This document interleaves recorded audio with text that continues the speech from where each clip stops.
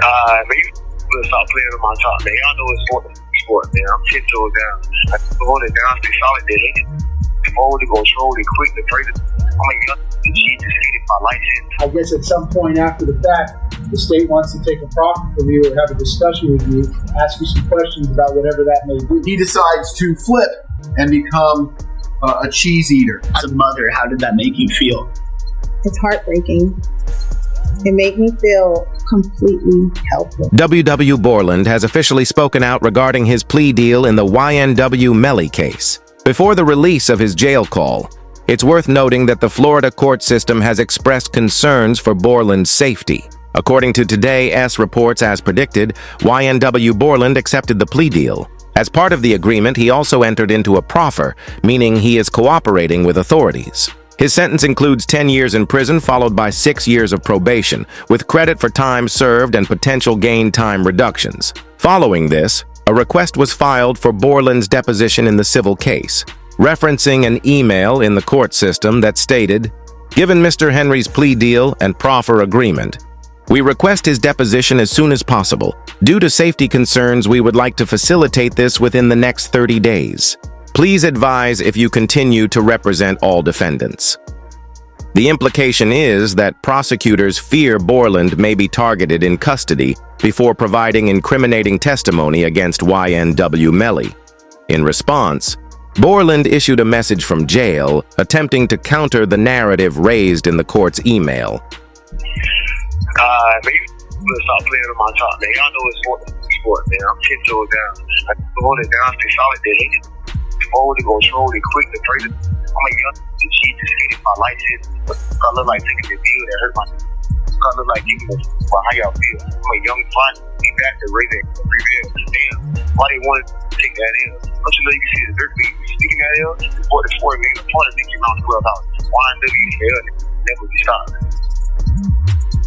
Let's stop playing on my top like y'all know what's going on, man. Hey, free me in, boys. An effort for YNW Bortlen to salvage his rap career after release would be distancing himself from the Snitch label, but that won't be easy. As DJ Akademiks explained, the judge confirmed that on both charges, Bortlen pled no contest.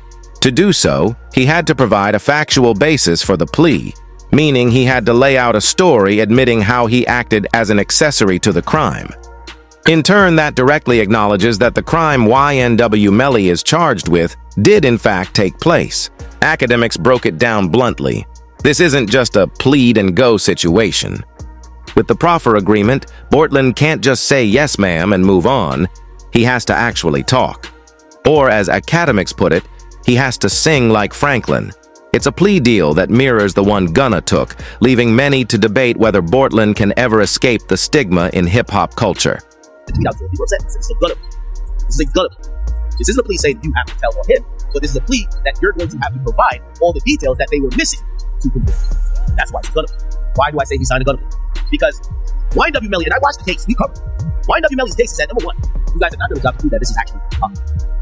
But prove that this is a common with this person being the offender. Also, the accessory after the fact plea confirms that Bortlen, that's kind of like almost like a sub part of a conspiracy, except you weren't with the conspiracy at first. You came in after that. What that proved is that they came in.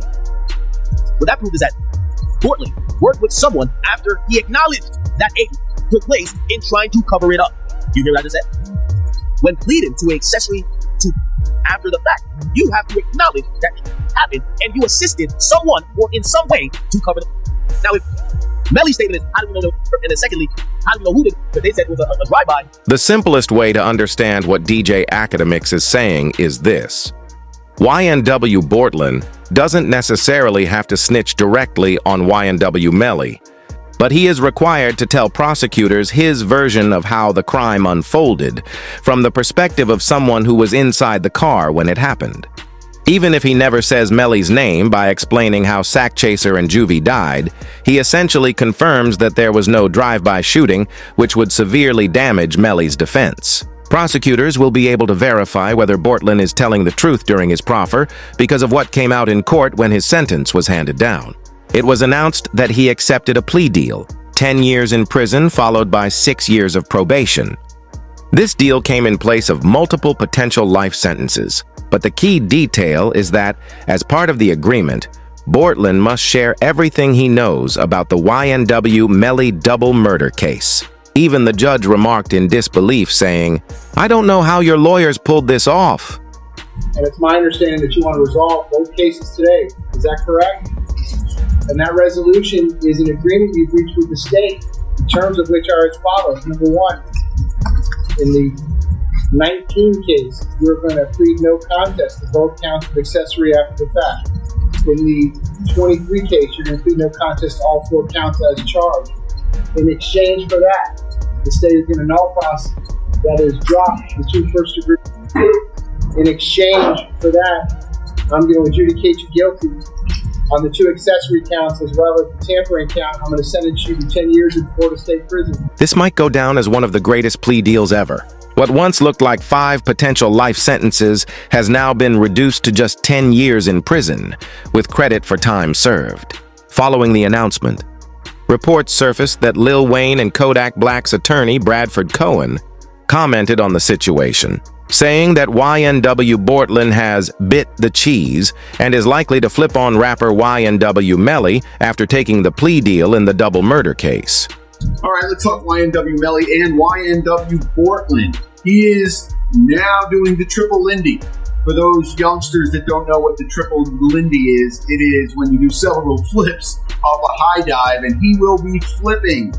He is going to be tell-all about anything he knows about the double case, and they will know if he's telling the truth or telling a lie when he gives his full quote-unquote confession as to what happened that evening. And that's what happens a lot of times where guys are in prison for 4 or 5 years awaiting trial and looking at a life sentence, and they're offered 10 years where they'll be home probably in another 3 years that he'll serve. He decides to flip and become a cheese eater. And that's what happens a lot of times on these cases. And I was expecting it to happen a lot sooner than it did. He held out for quite some time. But long story short is it looks like he's going to flip. And it makes the case on YNW Melly, depending on what he says, which I anticipate he'll say that YNW Melly is responsible. Even Akademiks would say it straight. YNW Bortlen just accepted his plea deal with prosecutors, and YNW Melly is finished. I've been telling you about these rap guys for years. They were intimidated by how big I was, and everyone tried to single me out. Now it's all coming full circle. Even the judge told Bortlen in court that prosecutors are going to want him to sit down for an interview. Sir, lastly, I want to make it very clear on the record, and it's unrelated to this negotiated change of plea. I guess at some point after the fact, the state wants to take a proffer from you or have a discussion with you, ask you some questions about whatever that may be. What I want you to understand, sir, is I guess that's part of this negotiated resolution, but your answers to any of those questions, whatever they might be, have no bearing on me and have no bearing on this negotiated resolution. In other words, the deal you negotiated is the deal you negotiated, and that's the ball. Do you understand all that, sir? Have you had enough time to talk to your lawyers about all that? They've answered all your questions? You're sure that that's what you want to do? Mr. Henry, do you understand the offer that the state is making to you? Okay. You're charged as follows. Counts 1 and 2 is the first degree with a fine. Those are capital felonies, which means it's a mandatory life sentence. The jury convicts you of count 1 or count 2 as charged. That's life in Florida State Prison. I have no discretion. Count 3 and count 4 are accessory after the fact in the first degree. Those are each first degree felonies. The maximum penalty for each of those is 30 years in Florida State. Count 1 is tampering with a witness in a capital felony. That is punishable by life in Florida State. Is directing the activities of criminal. That's first degree felony punishable by life. So the maximum penalty there is also life in Florida State. Count 5 is conspiracy to commit tampering. And again, as it's charged, that is also a life. As to all the charges that you're facing, the maximum possible penalties are as follows. Life in Florida State Prison, followed by life in Florida State Prison, followed by life in Florida State Prison, followed by life in Florida State Prison, followed by life in Florida State Prison, followed by 75 years in Florida State.